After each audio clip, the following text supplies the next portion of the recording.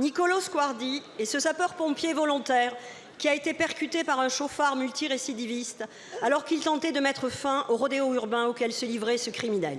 Il a ainsi fait le choix de risquer sa vie afin de préserver celle des autres. Cet acte courageux nous oblige. J'espère du plus profond de mon être qu'il sortira vainqueur du combat qu'il mène à cet instant pour sa vie.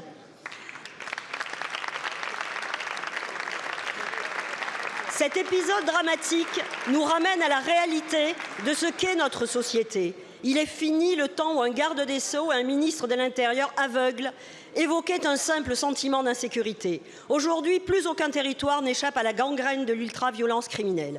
Un exemple récent dans ma circonscription du Gard, à Bagnols-sur-Cèze, ville gangrénée par le trafic de stupéfiants depuis plusieurs années.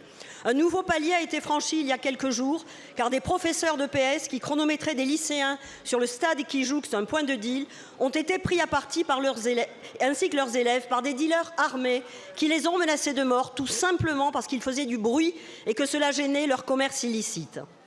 Le lundi suivant, les épreuves sportives du bac devaient avoir lieu sur ce stade, mais faute pour l'État de pouvoir assurer la sécurité des élèves et des enseignants, les épreuves ont été annulées. Pour l'heure, les enfants ne peuvent plus faire de sport, les riverains et les commerçants vivent un enfer quotidien. Quant aux dealers, ils continuent tranquillement leur trafic aux abords de ce stade, à la vue de tous. En guise de réponse de l'État, rien d'autre qu'un silence assourdissant qui renvoie le message disant que c'est aux citoyens de s'adapter aux criminels.